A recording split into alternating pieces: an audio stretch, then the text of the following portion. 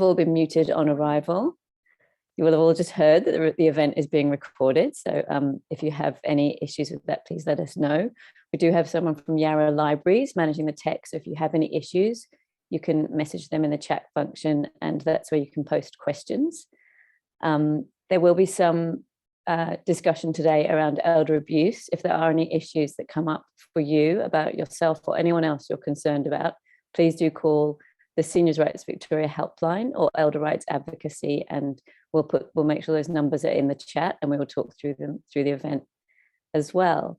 I'm going to start by sharing with you a video that Seniors Rights Victoria made about planning ahead. So Seniors Rights Victoria deals with the pointy end of elder abuse. So we get calls from people who are experiencing or are concerned about others experiencing elder abuse. But one way to try and avoid elder abuse is to plan ahead and make sure that people know exactly what you would like and wish for yourself. So I can't find it in my downloads. I had to email it to myself because we've had a few technical things going on this morning. So I will just, actually I might have to play it to you shortly because it turns out it says download failed. I can find it for you on YouTube. So there's a Seniors Rights Victoria website. It's a new website, and we have a video section on there where this video appears. It also it's been translated and dubbed into Hindi, Arabic, and Vietnamese. The address is seniorsrights.org.au. We also have a YouTube channel. And on our resources section, we do have a video section, which includes a series of videos called Within My Walls, that explain things like financial abuse, neglect, social control. And so I do recommend visiting that resources section on our website where you will find the videos, and hopefully soon I'll be able to share one of those videos with you. I wanted to download it so that we wouldn't have to stream it for you, because streaming sometimes does have buffering issues, but it hasn't managed to download. So fingers crossed you can all receive this video without it being too laggy. And it is, sorry about this. So I will screen share.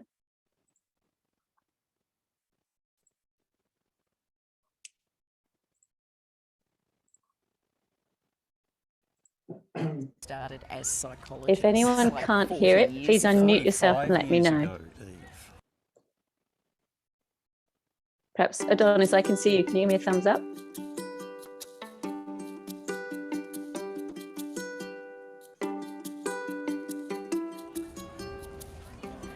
Isn't it a gorgeous day? It is absolutely sensational, beautiful. I can't believe how long we've been friends since we started as psychologists, like 40 years ago. 45 years ago, Eve. That long. And we're still here in one piece, which is pretty good. And well, which is surprising given the number of friends that are not that well. Yeah. You know, Andy, who had a stroke, he ended up in hospital, and the family was so stressed because they didn't know what to do, and they were being pressured to make decisions by the medical people. That's terrible. And some of them wanted him to go into care, and the others said no, he should be at home with a carer. In the stress of those situations, that's the last time that people should be making decisions. I know a woman, her mother was unwell and she put her in care. Well, the mother hated the care. It was far from the country town that she lived in.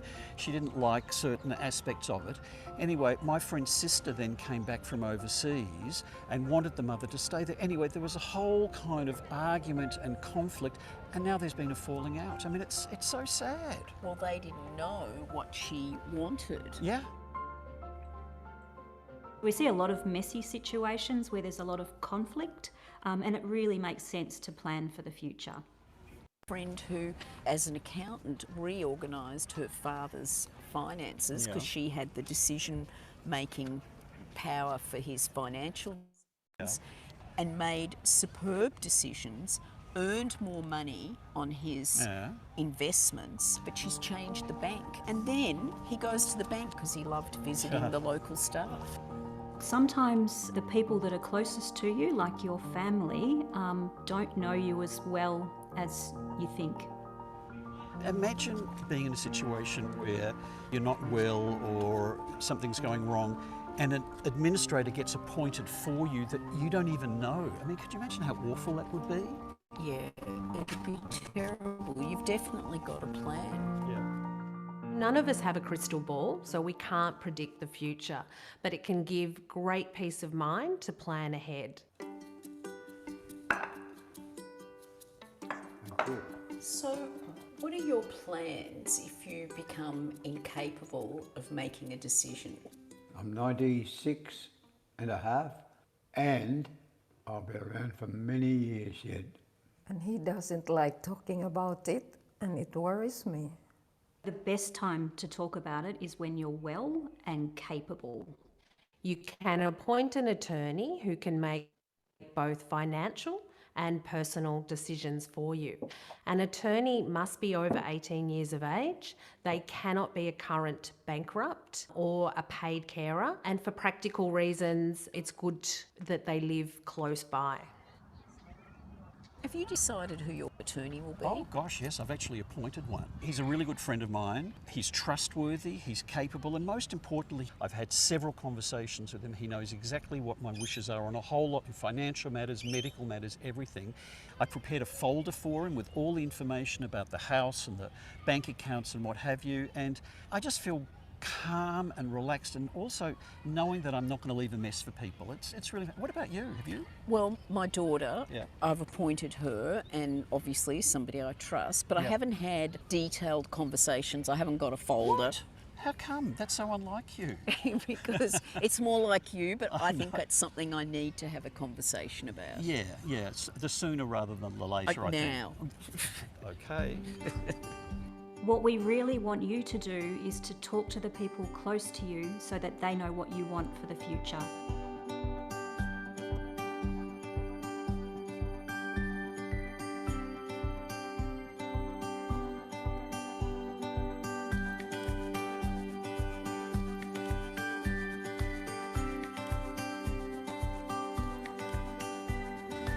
So thanks for that. So as I said, that's just really kind of an intro into why it's important to plan ahead. It gives you that peace of mind. It gives your loved ones a peace of mind of knowing that the things that they do on your behalf will be the things that you would like them to do. And that's part of a video series that we made as part of a project we have been running in partnership with Dementia Australia.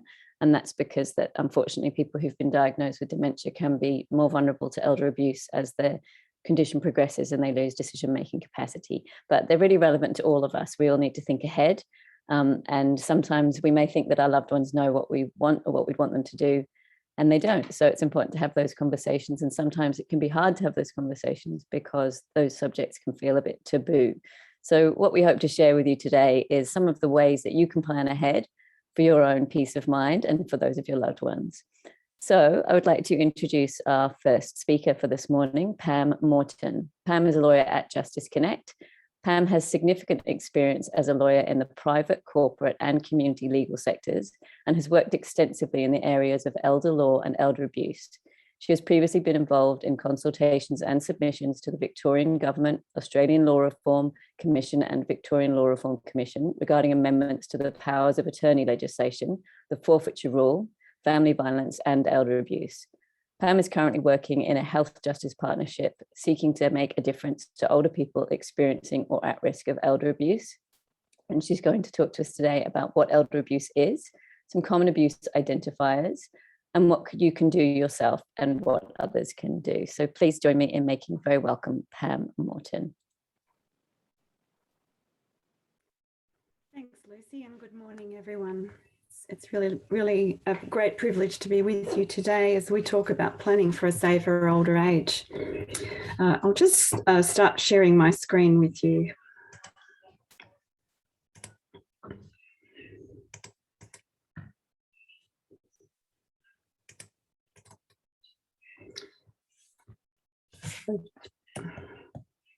I just jumped ahead a little bit too much. So I'd just like to start by acknowledging the traditional owners, and I acknowledge the traditional custodians of the lands on which we're meeting today. And I'm speaking from the lands of the Wurundjeri people of the Kulin Nation. We acknowledge that they've occupied and cared for these lands over countless generations and celebrate their continuing contribution to the life of each region that we're representing from wherever we are. And I acknowledge all elders past and present today and ongoing, of course. I just also want to mention that the information we're giving today is simply that, it's information. And if you're facing some complex situations in your own life, it's so important that you seek specific legal advice about your own circumstances. But I hope that this information will assist to just understand some of the situations you might be in and give you the ability to make some decisions about what to do for yourself in your own family circumstances.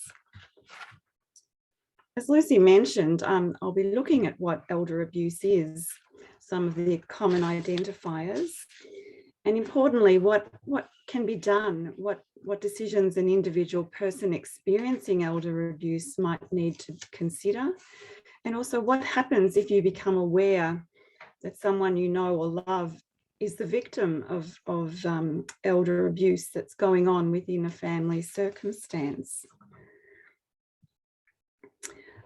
As Lucy mentioned, I'm with Justice Connect, and I just wanted to mention that Justice Connect is a not-for-profit community legal centre. We have a focus on providing help to the people that need it most in our society.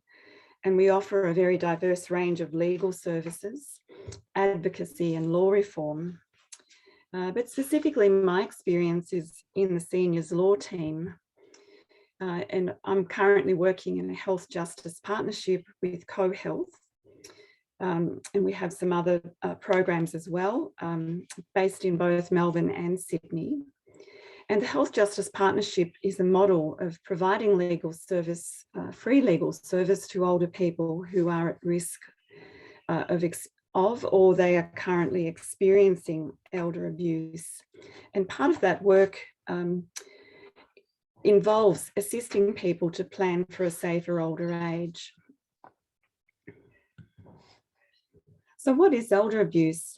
It's a phrase that's been thrown around quite a lot and in recent years has gained a lot more public profile and understanding. The key issues of elder abuse is that it's where an older person is in a circumstance where they're involved with a person they can trust, but that person in a position of trust causes them harm or distress.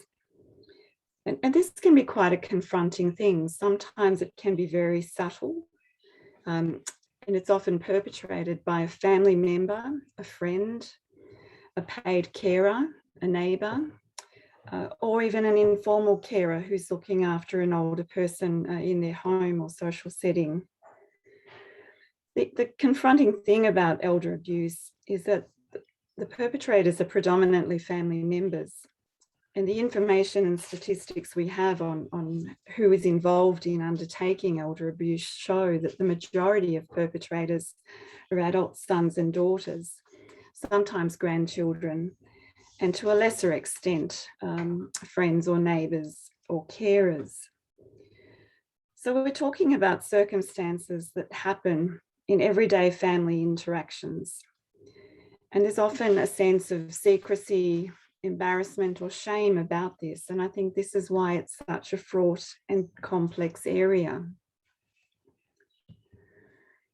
Essentially, we've got 5 different types of elder abuse.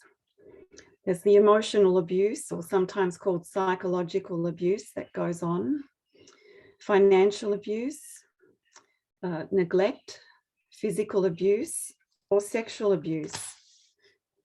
And our information and research shows that there's a very strong connection between the psychological or emotional abuse and financial abuse. And I'll just go through some of these. And I should mention too that the most common forms of elder abuse are the financial abuse and emotional abuse. And I guess that they make up a lot of the nitty-gritty transactions of everyday life, like purchasing things for an older person, access to bank accounts, financial arrangements, paying bills.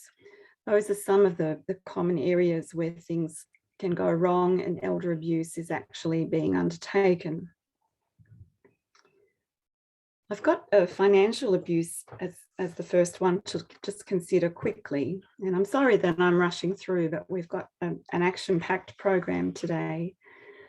Financial abuse is essentially the improper use of an older person's property, possessions, or finances by a trusted person. I've got quite strong words here. Behaviours show theft or fraud, but sometimes in the family context, it's a little more subtle than that.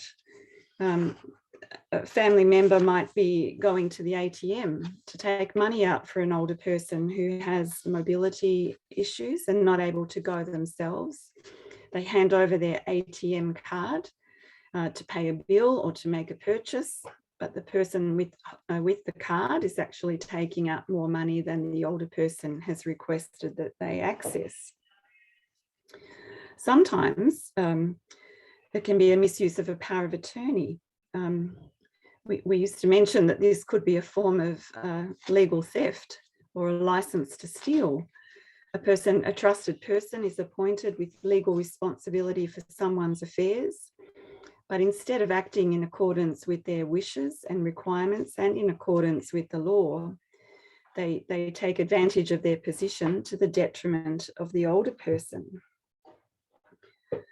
Sometimes family members put pressure on older people to make changes to the ownership of property or to change a will or to make various decisions that give preference to that person rather than other family members.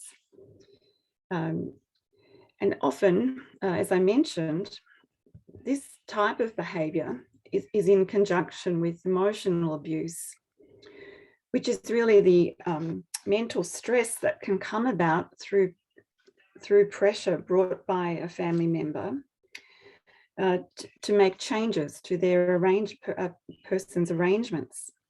So there might be incredible amounts of harassment or pressure, even different forms of bullying brought to bear on the older person. And they might be quite subtle and quite personal, to such an extent that the older person may not even identify that they're being intimidated or bullied. So for example, saying that unless the older person does something, such as change their will in preference of that person, they might then be threatened with the prospect of never seeing their grandchildren again, or never getting help from that person again. And if they have a disability, mobility issues, various factors might mean they're limited to their home or unable to go out independently. The threat of that behaviour will prevent them making an informed or reasonable decision.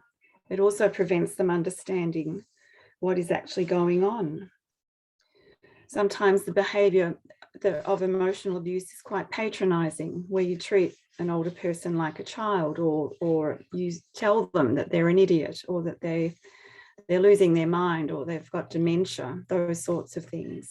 There can be name calling and various demeaning conduct, which completely erodes a person's confidence and ability to make proper decisions. So these two behaviours, the financial abuse and emotional abuse, are often linked and create outcomes that bring about some gain to a family member to the expense of the older person. As I mentioned, there are a couple of other forms of elder abuse as well. Physical abuse is one. It's less common than the other two that I've mentioned, but it does occur. It's where a deliberate act results in physical pain or injury to an older person, and it can include physical restraint.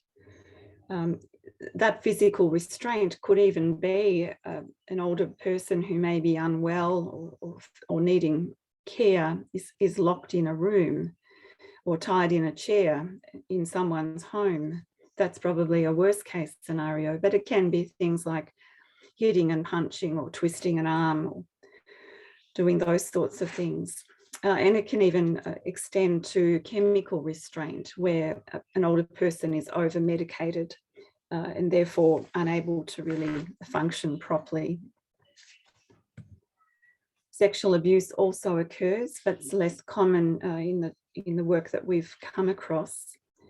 But certainly, and it can be an issue too in aged care facilities, and is the subject of quite a lot of information and current research at the moment.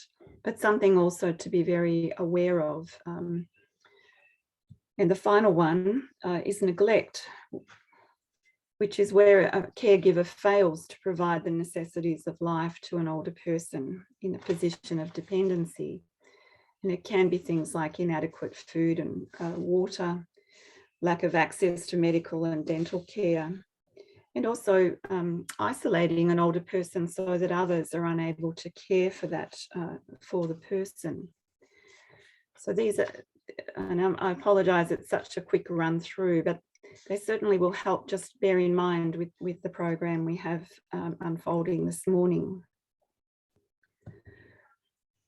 I wanted to go over some of the common identifiers of elder abuse.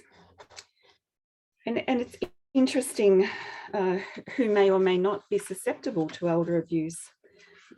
It can happen in any socioeconomic group. There's no particular area of people or types of circumstances in which people become the victims of elder abuse. But there are some common trends, and it's interesting to note that often older people who are socially and geographically isolated can be more prone to become a victim of elder abuse. This is because they're really lacking the social supports or the input or insight of other trusted people in their lives.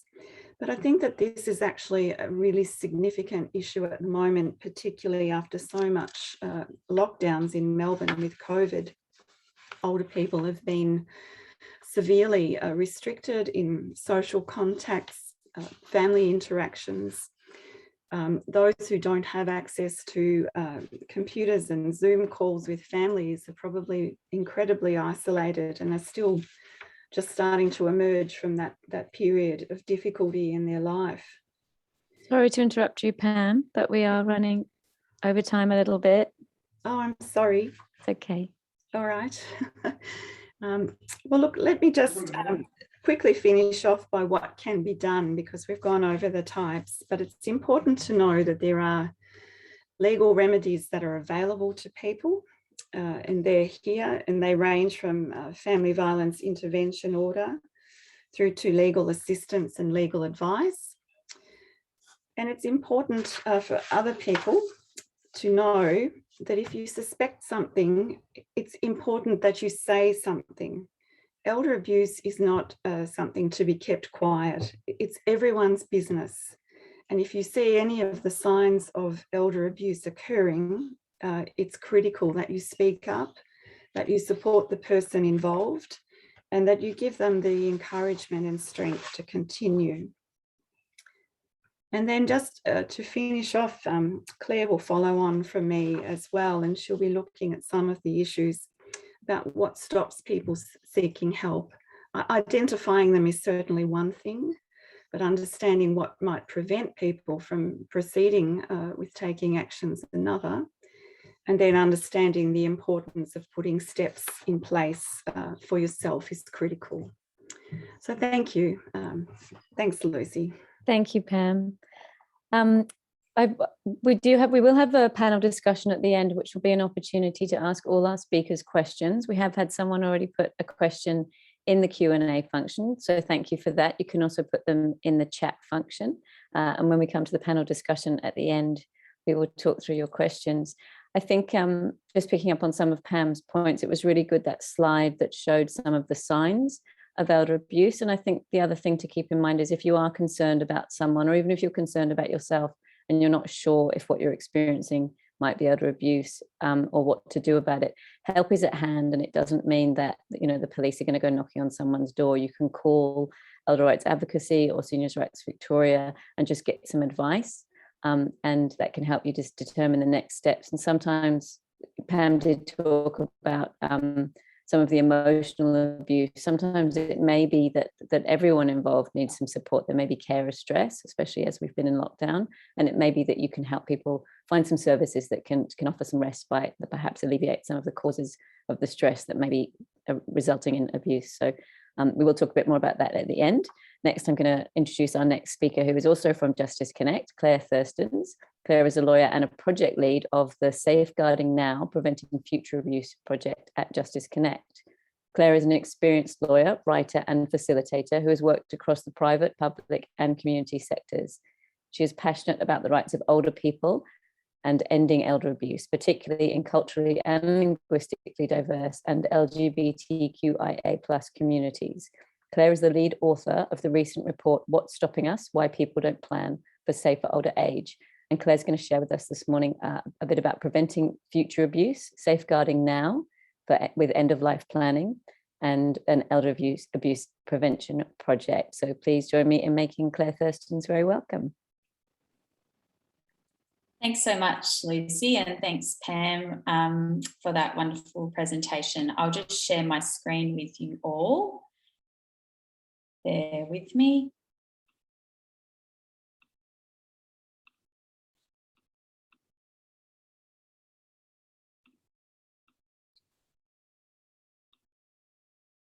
Can everyone see that, Lucy? Is that all good?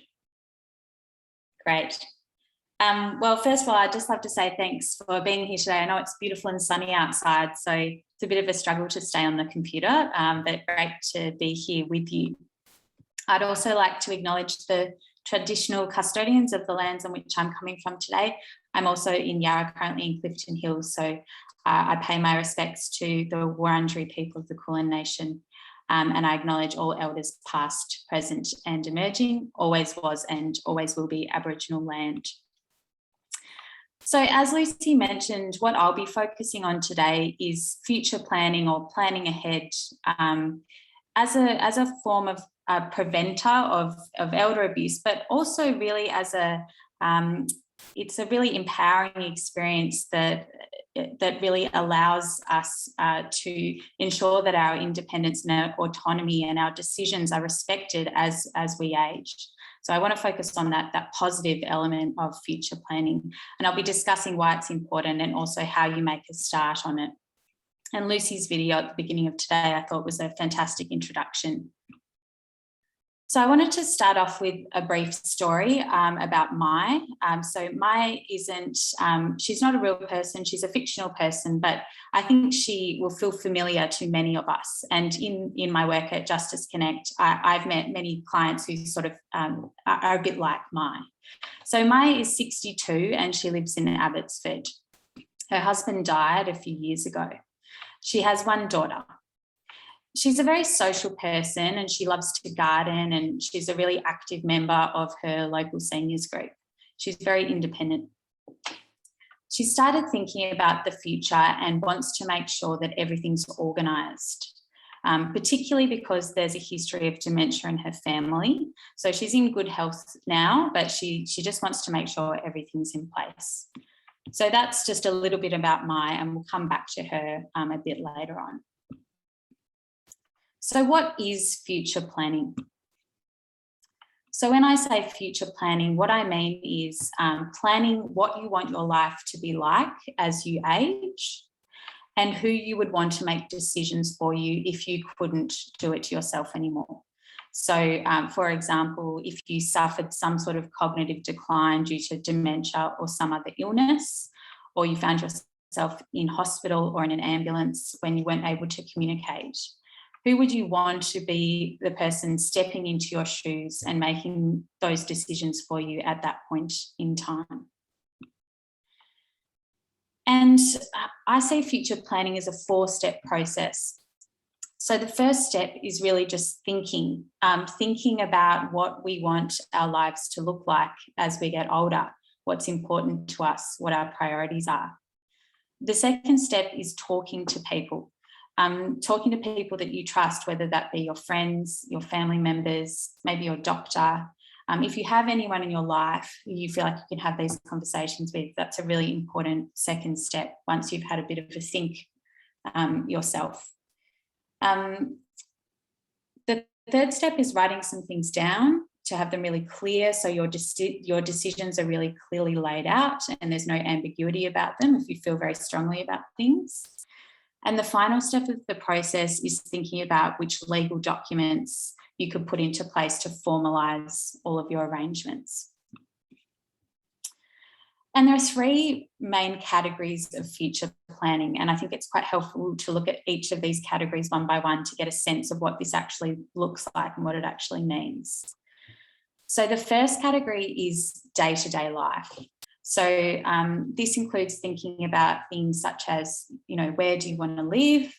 Who do you want to spend your time with? Do you have grandchildren you want to see or friends you want to see? Do you have activities that you like to do? Things like that, which services you want to access.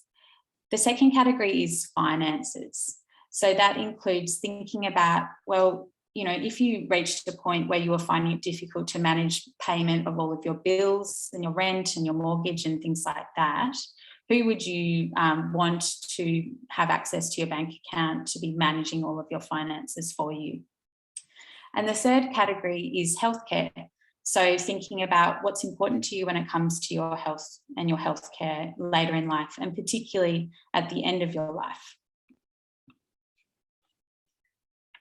So if we think about these first two steps that I laid out just a moment ago, so thinking and talking, here are some of the types of questions that we might be asking when we're going through this future planning process.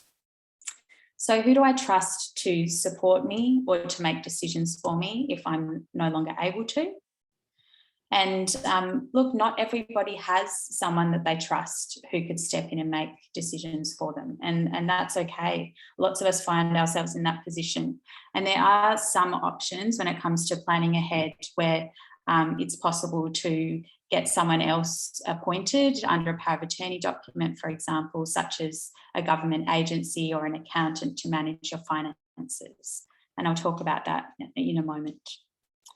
Another question that comes up when we're thinking and talking about the future is, what medical treatments do I want at the end of my life? And that question really comes up, and I think it was mentioned in that video that Lucy played us at the beginning. It's a very stressful situation, obviously, if someone's in hospital, and it can really exacerbate that stress if their loved ones don't know the types of medical treatments that they would want. And doctors are asking that question of their family members or their loved ones, and they don't know the answer. And it's also, something that a lot of us feel very strongly about. We may have very strong values, whether they be spiritual or religious, or whether they be other types of values that we feel very strongly about, that we want our doctors to know about. So perhaps it's really important to you that you're able to continue to verbally communicate with your family, or perhaps longevity of life is very important to you. Whatever it may be, that's a very important thought process to go through and to communicate what you want to those around you. Another question that comes up in this future planning process, and I think by going through these questions, we can see how big this process really is, and it raises a lot of existential issues for us. So, it's not a straightforward process, and it can take quite a bit of time to have these conversations, both with ourselves and with those around us. But what sort of lifestyle do I want to lead in my older age? What goals do I have about the types of things I want to do on a day-to-day basis? Whether it be doing crosswords, playing chess, going bushwalking, whatever it might be. Do the people who are closest to me actually know that that's how I like to spend my time? That's a really important question. Another one might be, what support might I need at home? And many people do want to stay at home as they get older, but not everyone's home is suitable to stay at.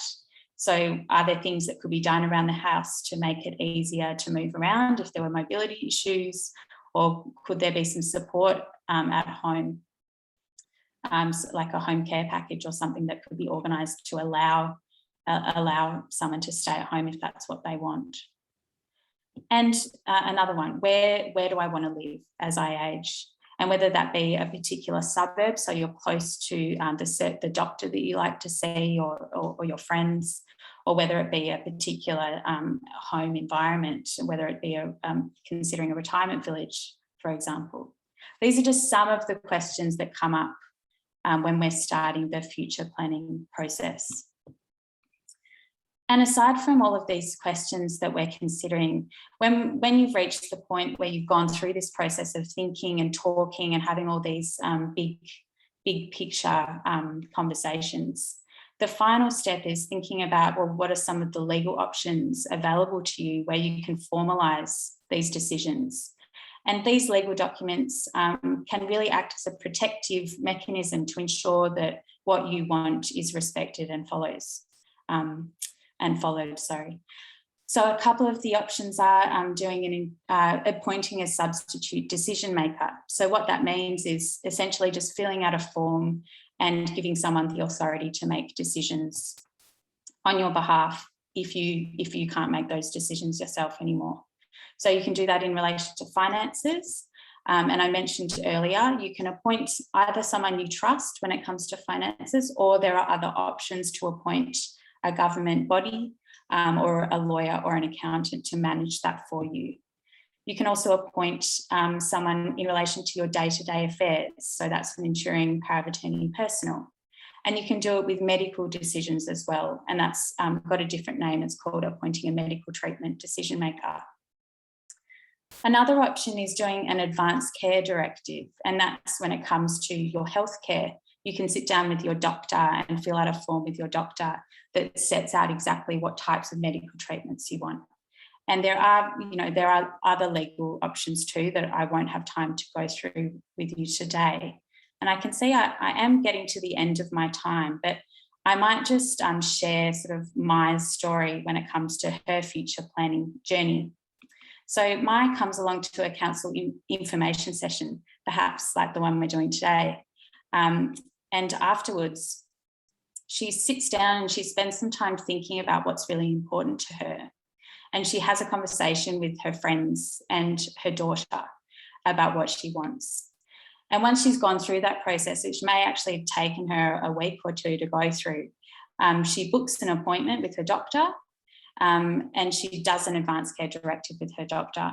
And when she's there, she asks to speak to a lawyer, and then she's able to organise some power of attorney documents.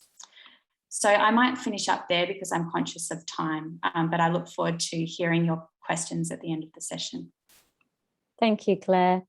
I think one of the key things that Claire raised there is thinking ahead. So some of those things that perhaps we don't think about, and also acknowledging that what we would term elder abuse may not always be intended as abuse. It may just be people are making the wrong decisions on your behalf or doing things that they don't know what else to do. So that planning ahead is really, really important. So to keep things moving along, I'm going to introduce our next speaker and just remind you all that we will be having a panel discussion at the end. You can pop questions in the Q&A function or in the chat function, or we may be able to let you unmute during the question time to ask your question. So you can put them in the questions now and we'll have them at the end, or you can wait till the end. So while you're having a think of your questions, I'm going to introduce our next speaker. So I'm very pleased to bring on Adonis Maglis. Adonis is the Community Engagement and Capacity Building Officer at Pronia. Adonis facilitates access and social inclusion of older people from culturally and linguistically diverse backgrounds into cultural, social, recreational and civic life in several areas across Melbourne. Adonis advocates for effective engagement strategies to health, ageing, family and similar services, addressing issues for vulnerable, disadvantaged and marginalised groups through the development and facilitation of education and training programs for organisations on culturally inclusive practice. He has worked in multicultural community settings, the Centre for Cultural Diversity and Ageing, as well as in mental health organisations such as Beyond Blue and Mind Recovery College. And instead of a PowerPoint presentation, Adonis is going to join me in a conversation. We're going to talk about the impacts and barriers through a cultural lens, including underlying values, cultural and generational attitudes, and how Appointing supports people. So please join me in making very welcome Adonis Maglis. So Adonis, would you like to just begin by sharing with us a bit of the history around the Greek community in Australia? Thank you, Lucy. So I will use the Greek community as an example because it's the second largest community in Melbourne. And apologize for this. I have put my timer on. So I will use the example of the Greek community because of the massive post-war migration and the fact that a lot of Greek people came to Melbourne at the same time, same age, and they all aging disproportionately to the rest of the population.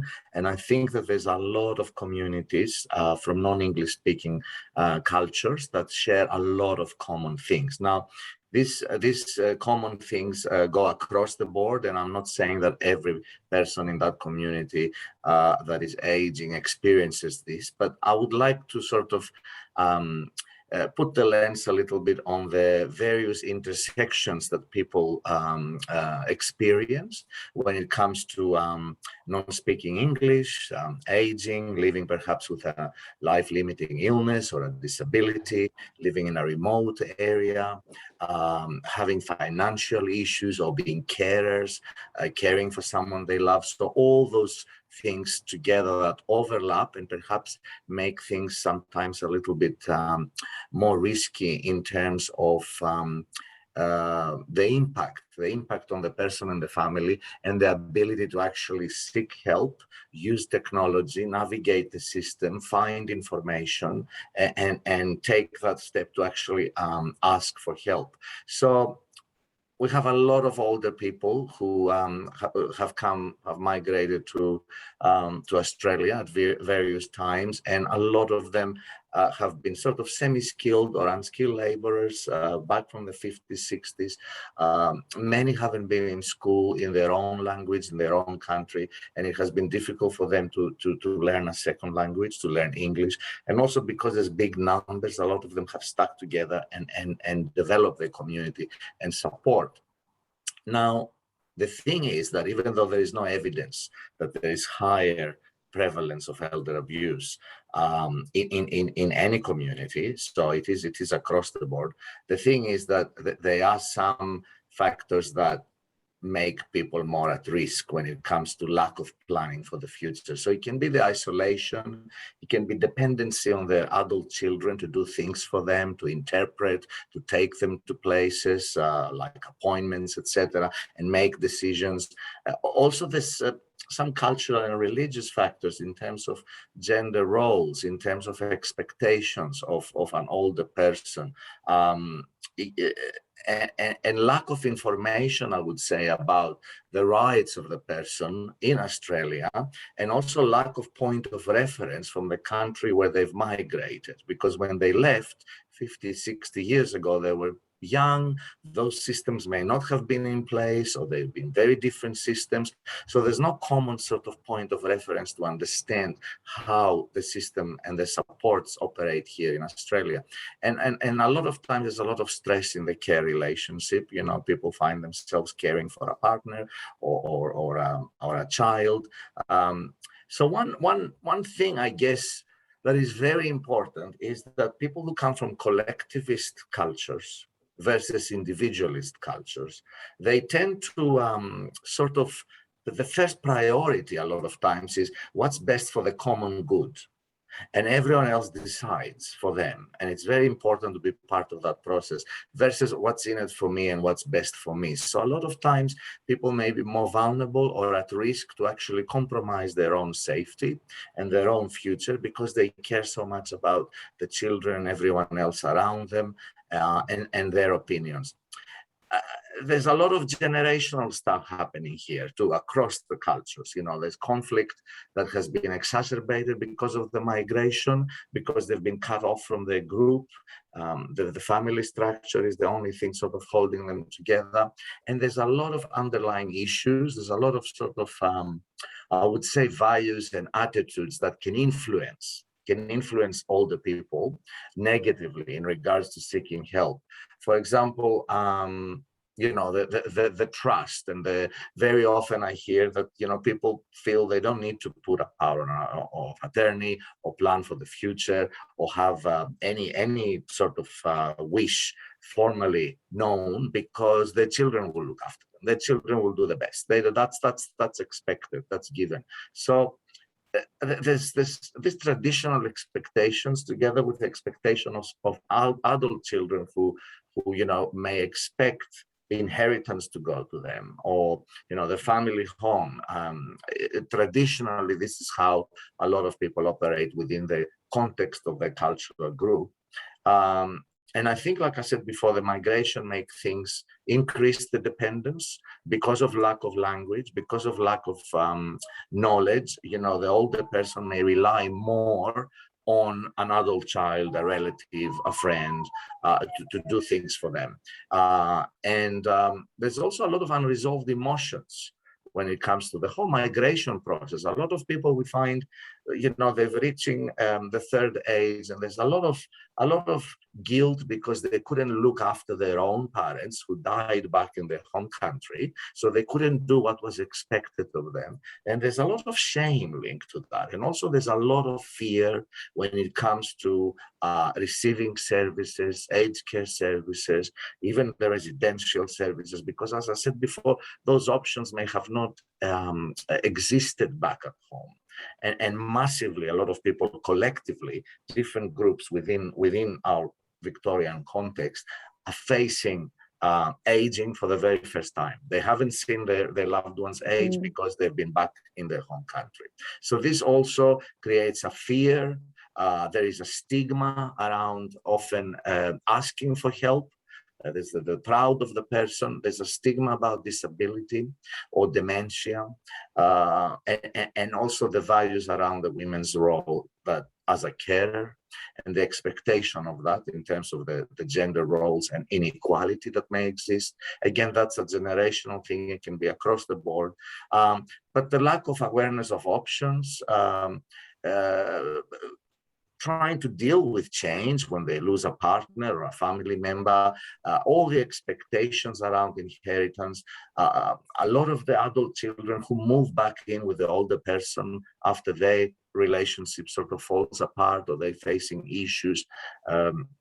All that can definitely make the person more vulnerable when it comes to abuse. And also, it sort of hinders the process of planning for the future, because it's like, well, someone else is going to do that for me.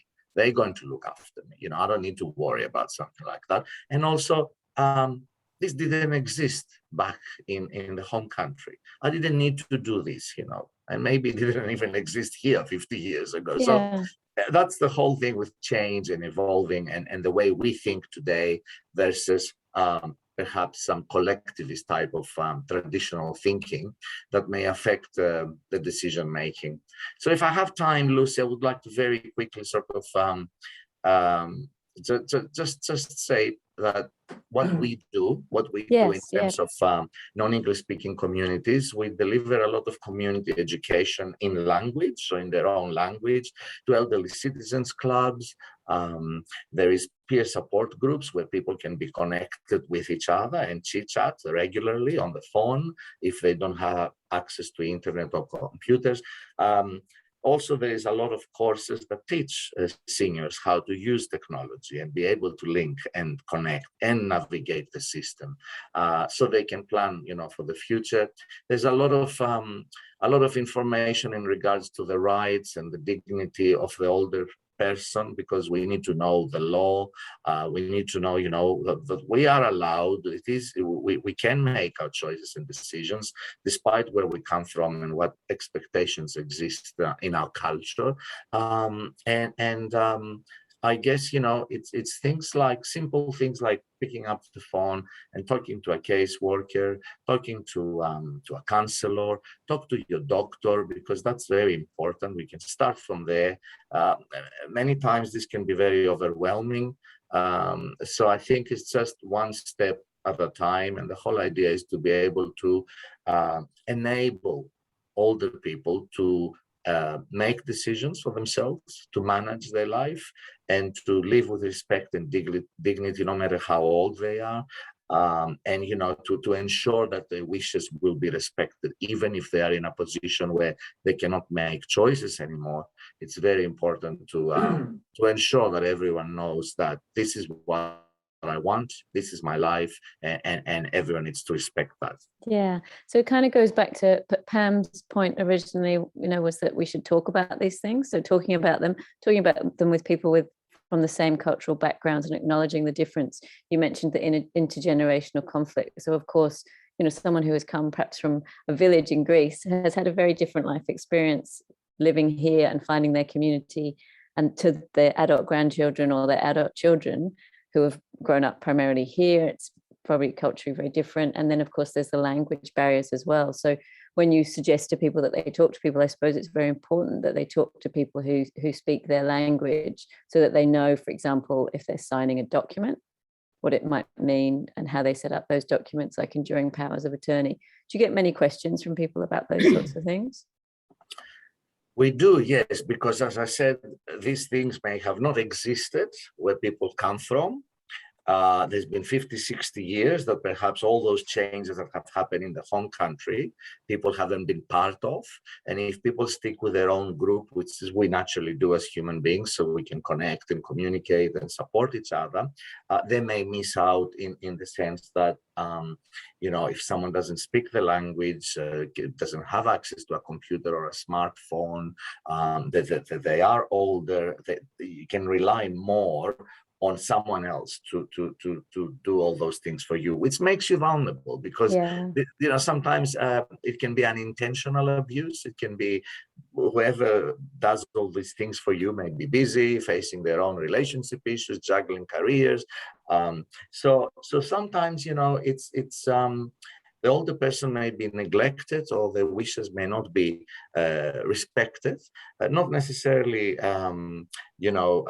consciously, but even just because it happens, because that's how life is. So it's very important to make these conversations. And look, I think we have made great progress in many regards. There's a lot of bilingual workers. There is documents in the different languages. We've got 200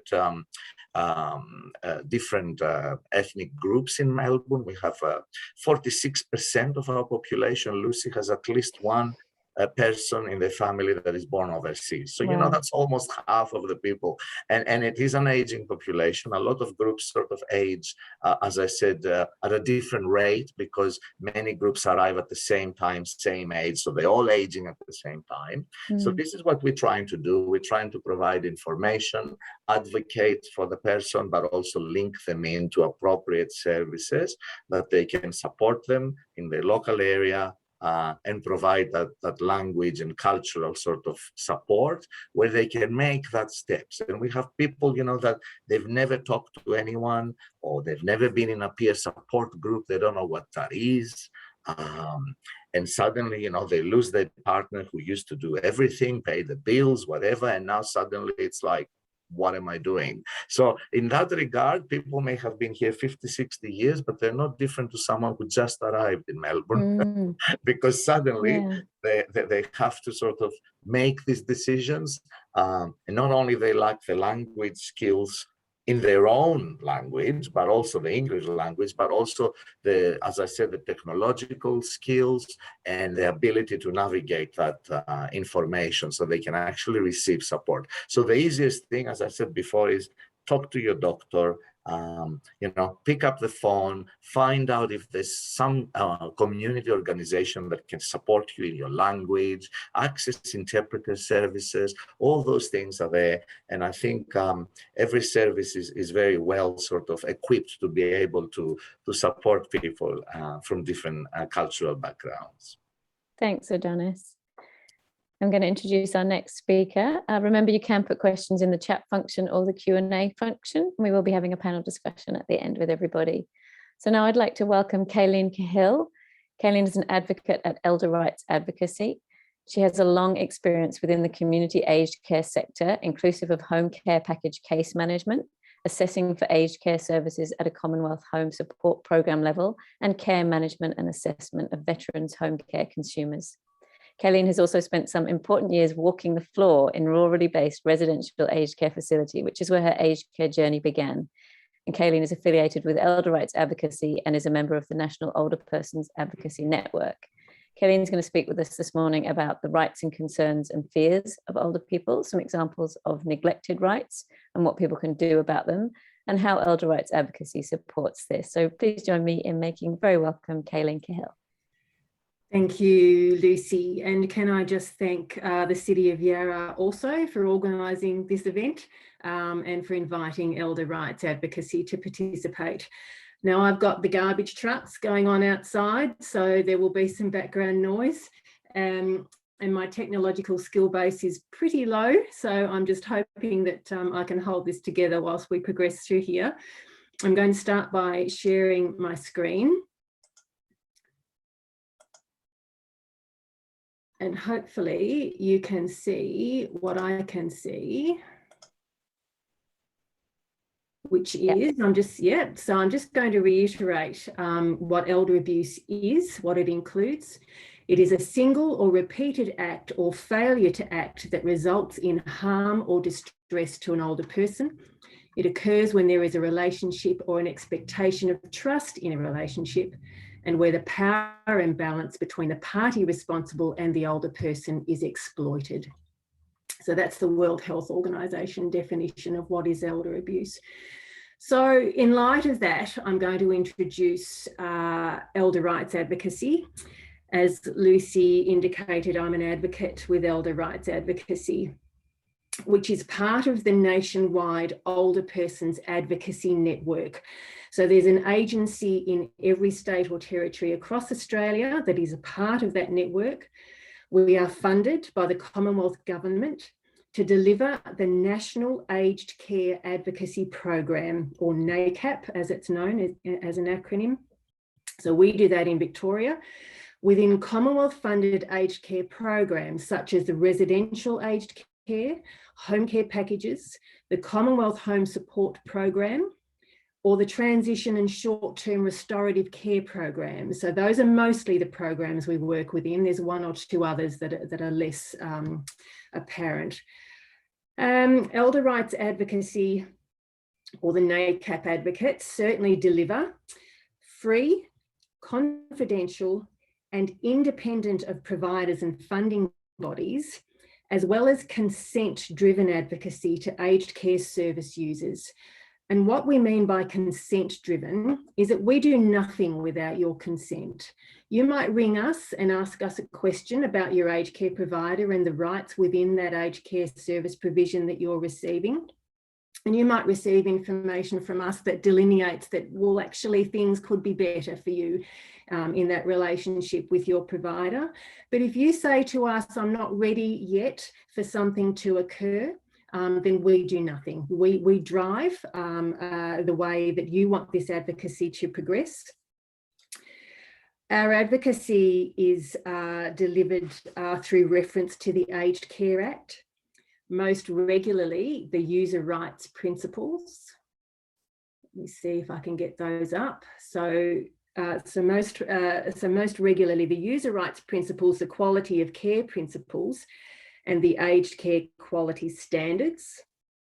The Charter of Aged Care Rights, which I have up now, which speaks to a human rights perspective, sits within the user rights principles that sit within the Aged Care Act. Now, every program under Commonwealth funded aged care that you may utilise, the programs that I made mention of earlier, residential care, home care packages, etc., all have this one Charter of Aged Care Rights at the basis of your rights in receiving that level of care that you're registered to receive and assessed to receive.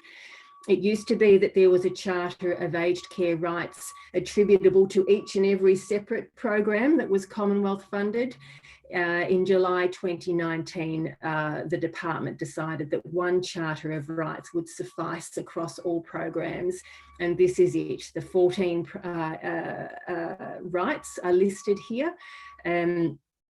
And if you indicate at the end of today that you'd like to have copies of these, we will ensure that, that these are able to be emailed out to you. So the Charter of Rights speaks to human rights.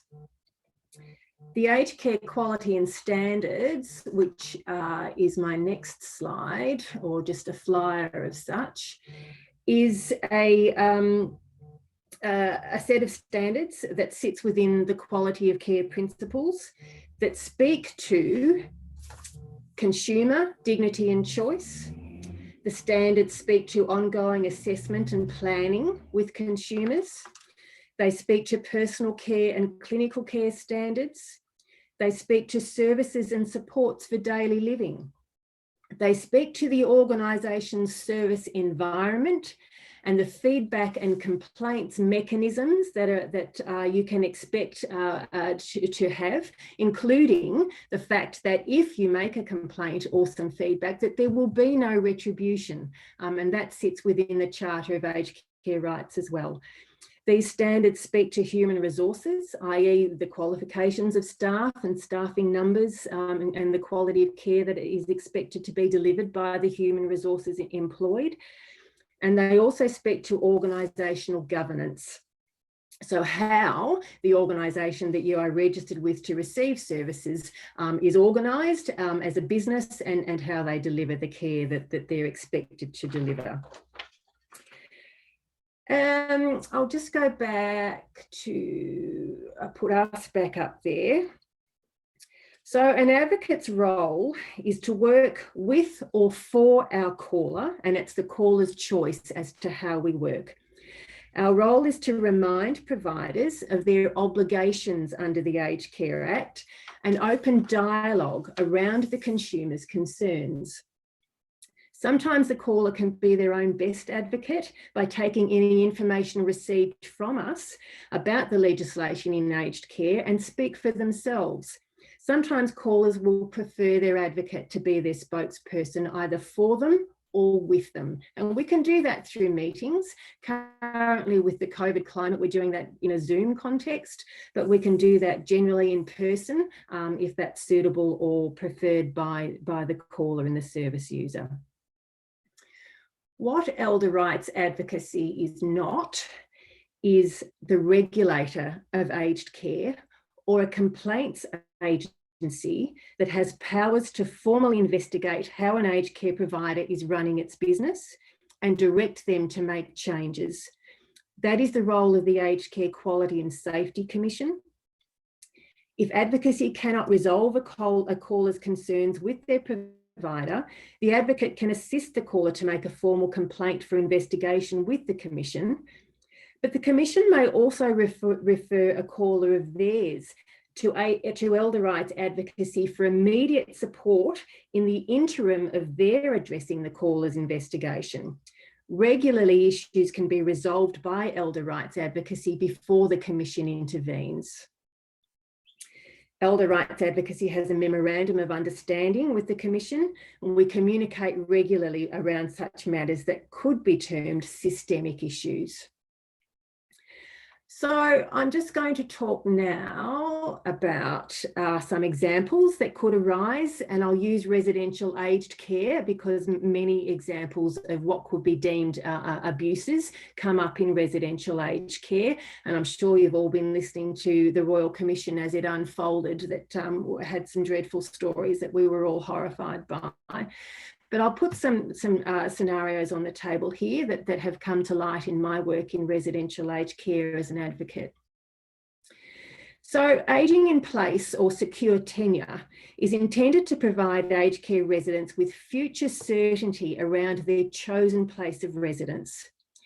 But sometimes some facility managers think that if the behaviours of a resident are getting beyond the care levels available at their home, that they can either have the resident transferred to another part of the home, for example, a memory support unit for people with cognitive impairment, or to another home entirely via a hospital admission. And they can do that.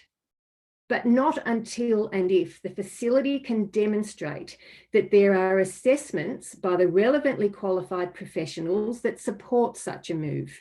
That is, that the resident cannot be safely cared for where they are currently living, and that they and potentially others are at risk if they stay. So yes, you can be moved on. So your secure tenure at that particular facility can be compromised and you can be moved to another facility, but it needs to be proven. It can't just be at the whim of the manager or the staff. There needs to be independent assessments undertaken to support the necessity of that move. The Aged Care Quality and Safety Commission this year have brought in the necessity for behaviour support plans that are now mandatory for those residents who have a cognitive impairment or develop one whilst in care. And a facility must now ensure that these residents have regular reviews of their care needs assessed and documented to ensure that all care needs are met at all times, and that any changes to presentation is assessed in a timely manner and managed appropriately. This supports reducing or eliminating any restrictive practices, and restrictive practices can include chemical restraint, physical restraint, environmental restraint, i.e. locking doors, mechanical restraint, i.e. tying people to chairs, which used to happen in aged care, or seclusion, which can all be deemed abusive. Aware of time, I've got my timer sitting here. I'm going to give you another short scenario where, for example, the correct aids and equipment need to be supplied by aged care homes for their residents. Generic brands, because they're cheaper, are often given to residents across residential aged care facilities, even though there might be different needs dependent upon assessment by continence nurses for particular residents to have their own prescribed aid.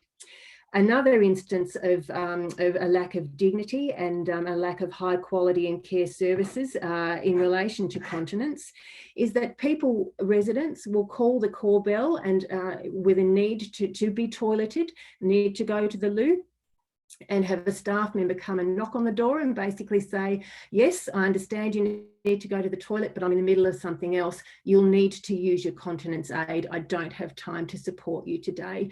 That is an absolute compromise of the resident's dignity and respect, and could be termed an abuse at an elder level. I'm aware of the time. Lucy, am I nearly done? I just want to quickly bring your attention to my last slide, which is the Elder Helpline. So it's an app for your phone, which I think has it disappeared off the screen, or is it there? There we go. I can see it, yeah. Okay, so the Elder Helpline, there's a National Elder Help Hotline, but the app, if you download it to your phone, will tell you about what is OPAN advocacy, elder rights advocacy in Victoria, what sort of aged care support is available at a community or residential level, some types of issues that occur in aged care, what your rights are in aged care, and if you ring a particular elder abuse number that's supplied here, that it will take you through to the relevant agency support in your state or territory. So I think we're done. Is that correct? Thank you, Kaylin. Yeah, perfect. Thank you. Yeah, so as you can see, there is that National Elder Help Hotline on there. And generally speaking, if the issue is around aged care, you will get put through to Elder Rights Advocacy. And if it's around elder abuse in a private relationship, then you would speak to Seniors Rights Victoria. So that's sort of the two areas of specialty. That's the hotline that will determine where you need to go. And get the help you need. And Kaylin, you mentioned that of course you only can work on the authority of the person you're acting on behalf of, which again speaks to the fact that people need to be clear and let people know what they want, because they may not be able to communicate what those things are. So as long as you somehow know that this is what they would have wanted, then it empowers you to act on their behalf. So thank you very much for reinforcing the things that have been covered this morning. So now we're going to spotlight all the speakers this morning and have a panel discussion. We have about 15 minutes. We have got a couple of questions from attendees this morning. So Hyatt has sent the first question, which came in the first kind of 10 minutes of this morning, which was, if the trusted person has the legal status to take care of the older person, they change their behavior and start the abuse, can anyone contest their authority to act on behalf of the older person? So I think probably this Pam or Claire might be the best people placed to answer this question. You go, Pam. Thank you. Sorry, Lucy, I just missed the first part of that. I was having So the question was, if someone is actually, appointed and has the authority to care, but that relationship has become a relationship of abuse, can someone else contest the authority of the person who's been appointed? Yes, certainly they can. I'm assuming when you say they have the authority and appointed to care, that they have a power of attorney in place. That's generally the formal arrangement, and you can make decisions to have the power of attorney cover both financial and also personal matters. So you can make decisions about where a person lives with that power. If the attorney is acting outside the scope of the power of attorney, there's certainly grounds to have that matter assessed, and an application to VCAT is generally required to do that, and the tribunal will carefully assess the authority of the attorney and what is required. But the Power of Attorney Act just sets out the safety perimeters for powers of attorney, and an attorney must act in accordance with the known wishes and requirements of the principal. They can't make the decisions based on their own value and values and situation. And if they're not doing what they're supposed to do, there's definitely provisions in the Powers of Attorney Act that VCAT can use, and the power of attorney could be revoked, and they may then appoint an alternate person, or they may appoint an administrator or guardian, whatever's required. So definitely it can be challenged, and I would encourage anyone aware of those circumstances to take some action to assist the older person. Thank you, Pam. So Hyatt, I hope that answered your question. It kind of, again, talks to the fact that if you have these formal documents in place, that does make people a bit more accountable as well. So if someone has an informal care arrangement and perhaps has been withdrawing some funds for themselves, it's a lot harder to have them accountable and make them repay those funds than if they had been appointed as with financial power of attorney, because then it would be clear that they were not supposed to be doing that. Anyway, I hope that that's answered your question. If not, feel free to make another comment. We have a question from Elsa. Elsa's question is, I'm from an English-speaking culture and would like to be in a part of a peer support group. How do I find one? Adonis, maybe you can help. That's a very good question. I think when it comes to peer support groups, well, first of all, there's a lot of different types. I think the first thing, as I said initially, was maybe talk to your doctor about what's happening. The GP is a very good point of reference to start. You can also maybe check with staff at your local hospital or the community health center, perhaps. Any allied health you're receiving, like, podiatry, physio, a lot of community centers around those services. That can be a good point. Or the council, or you can perhaps ask someone who has like a similar experience and you know them and see how they're navigating that. Are they part of a group? Perhaps they're facing the same circumstances. You can also look online if you have access to internet, or you can look in the phone book. So I guess maybe something like the Department of Social Services, you can call 1300-653-227. If you are a carer, the specific carers group with Carers Victoria. I know the Council of the Aging may provide some good information. The number is 9654-4443. Maybe I can put these numbers in the chat. So that'd be great. Yeah. Live? Yeah. Thank you. Because it does depend on the group you are seeking and the reason you want to be in the group. They can be very specific. So if we're looking at older people, it can be about, daily stuff like living with a chronic illness, planning for the future. I'm not sure, Lucy, seniors' rights. Well, COTA, it would be more a COTA thing. I would say you did mention council before. Some councils have an aging well officer. Some councils have signed up to be aging well cities, aging well areas. So there's a few. So it might be worth phoning council to see if they have someone who actually coordinates. So, for example, with Yarra, one of the organisers of this event today was Yarra Age and Disability Services. So there may be an arm of your local council that actually has a bit of oversight to local groups. Otherwise, I think that was a really great suggestion of yours, Adonis, to talk to, your peers, your neighbours, other people, maybe see what groups they're part of. Thank you, Elsa. That was a great question. It does also lead. Adonis mentioned talking to your GP. The next question is about medical power of attorney. So it's from Annie, and it's does a medical power of attorney need to be arranged by a lawyer? Annie, I'm just going to, the terminology is actually changed now, and it's not called a medical power of attorney. It's called appointing someone with medical treatment decision making. Perhaps Claire, do you want to answer that question? Is a lawyer required to set that up? Yeah, sure. So no, it's not required. So I should say with all of the power of attorney type documents where you're appointing a substitute decision maker, it can be a good idea to talk to a lawyer, but you don't have to. So there are forms online that are free for you to download. You have to sign them and have them witnessed by someone who's authorised to witness that document. So in the case of the appointment of a medical treatment decision maker, a doctor can be the witness for that form. So you don't have to see a lawyer. That said, it can be helpful to see a lawyer if you wanted to have it explained, for example, in what situations would a doctor call this person? If they couldn't get on to the person, who would they call? There's a list of people set out in the law that the doctor has to call if they can't get on to the person you've appointed. So if you have questions about how it operates, it can be helpful to talk to a lawyer, but you don't have to. The whole idea of these things is that they're meant to be accessible so that anybody can do them, so there's no cost barriers. So the short answer is no, you don't need a lawyer. A doctor can witness the document for you, and they do that quite often, but you may wish to see a lawyer for some advice.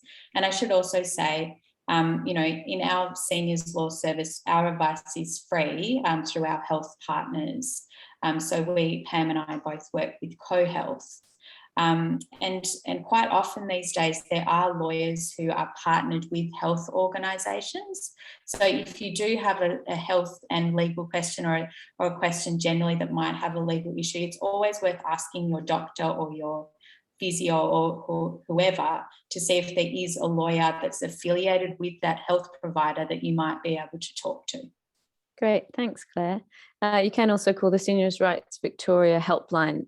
So we have advocates, like how Kayleen is an advocate, that they're social workers, and they can give you some advice on whether or not there are lawyers that you could speak to through Seniors Rights Victoria as a community law service.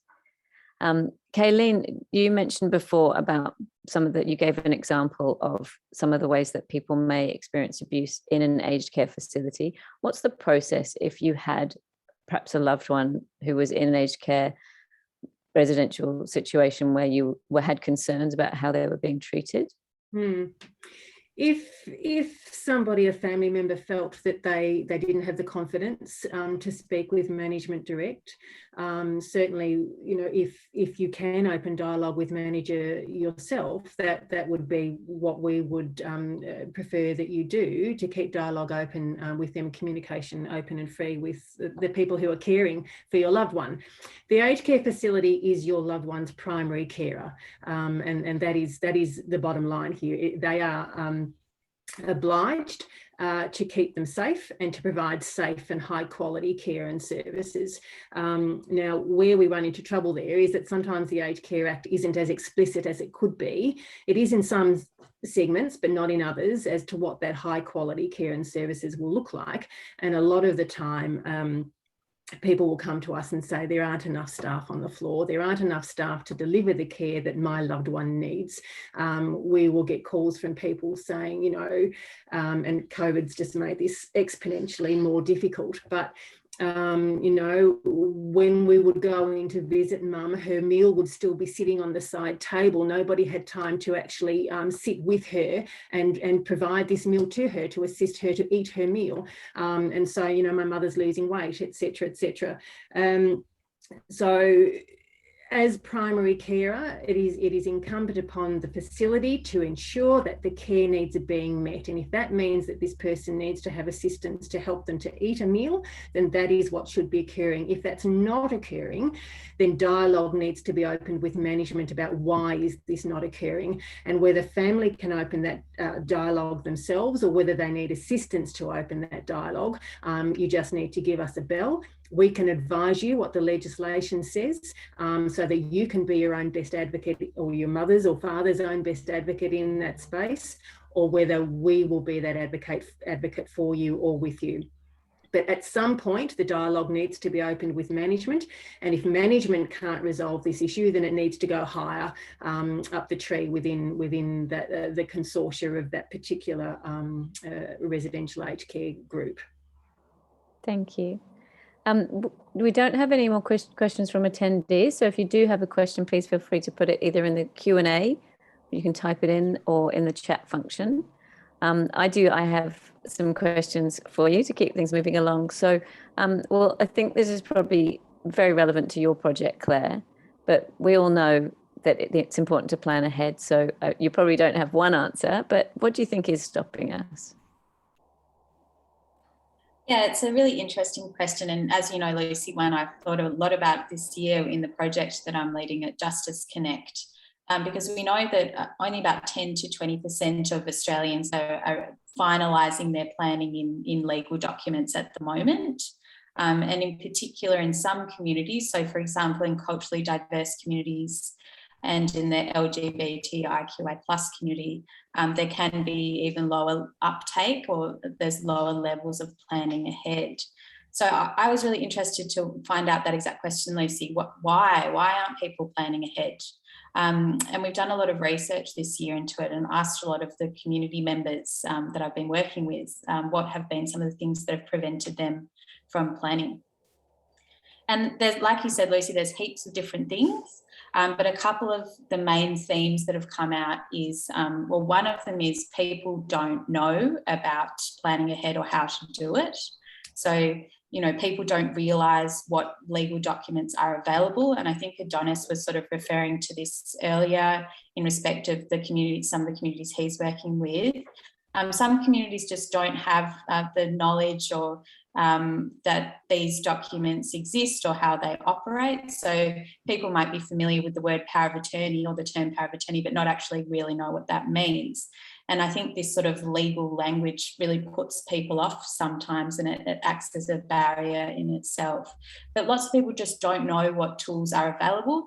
They don't know that they're free or that they're online. Sometimes they're not available in the correct languages, or they might be available in the correct languages, but they're written in a way that's not easy to understand for anybody. So this lack of understanding or knowledge of the tools that are available is a big barrier, and that stops people from planning ahead. That's really interesting. So to combat that this year, we've been running lots of education sessions with members of the community to spread the word about how you can actually go about future planning, giving really practical tips about it. And another really interesting thing that stops people from planning ahead, which I think will feel intuitive to all of us, is just this sort of reluctance to think about getting older, to think about the fact that we may not be as independent always as we are now, and that we may need some help in the future. And that reluctance can come from a few different places. It might just be sort of an avoidance of a difficult topic, or not knowing how to have that conversation with people. Or it might be, as Adonis was mentioning earlier, there may be cultural norms where these conversations just haven't been had. It's not normal to have a conversation in lots of cultural groups about getting older and what that might look like, because there is an expectation that, oh, my family will know what I want, they'll look after me, so I don't really need to talk about it. But we know through our work that if you haven't had that conversation with people, more often than not, they don't actually know what's important to you. So it is so important to have that conversation, so that what you want it bears out in your older age. Yeah, so they're just a couple of the things, Lucy, but it's a complex question and one that we'll continue to work on solving. Thank you. It is, as Adonis said, there are additional language barriers. And then I imagine there are some people who have come perhaps from other places where they don't have a trust in authority. So going and speaking to the council or even the GP may actually be daunting in itself. So there's lots to consider. Annie has asked, where do you hear about these education sessions?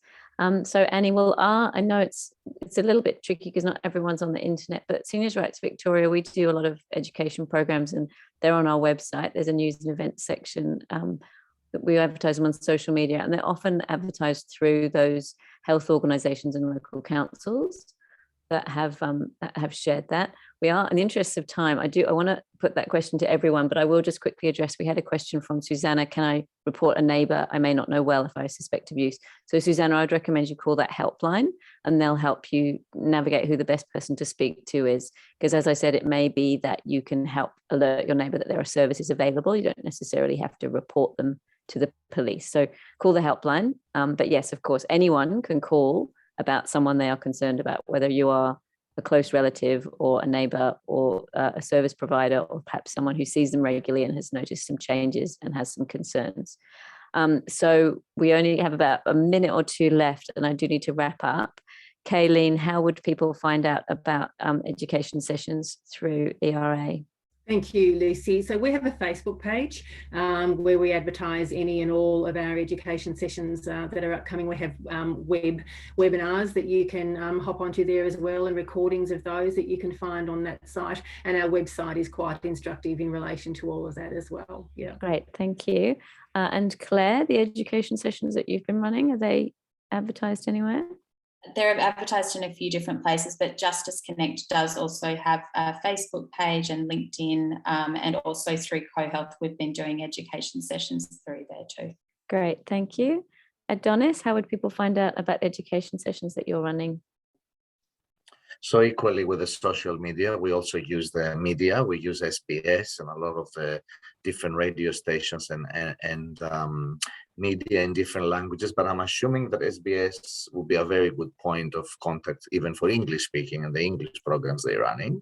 And I know that through our collaborations, there's a lot of services that run during COVID, telephone-based information sessions and peer support groups for people who cannot access internet and technology. So I know Mary Health, for example, in the north, or Community Link Health and Community in the southeast. So people can contact the community center, the health center or the council, and find out what supports are there that perhaps are available for people who cannot access internet and they cannot log on to a webinar, for example, because that's one of the biggest hurdles I find with a lot of older people who may not have access to the digital information.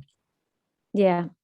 And Elsa says, please advertise on TV. You mentioned SBS. There's, of course, Channel 31 as well. And I know Adonis and I have done some radio together. Adonis has a regular radio show on 3XY. So those are some of the non-internet based ways that you can hear about these sessions. I wonder if, while I'm just wrapping up, Yarra Libraries can reshare the number for the helpline, or perhaps Kayleen, you could just pop it in the chat.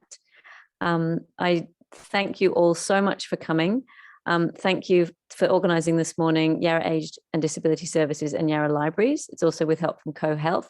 Thank you to Justice Connect, Pronia, Elder Rights Advocacy, Senior Rights Victoria, and to our speakers, Pam Morton, Claire Thurston, Adonis Maglis, Kayleen Cahill, and I've been Lucy Best.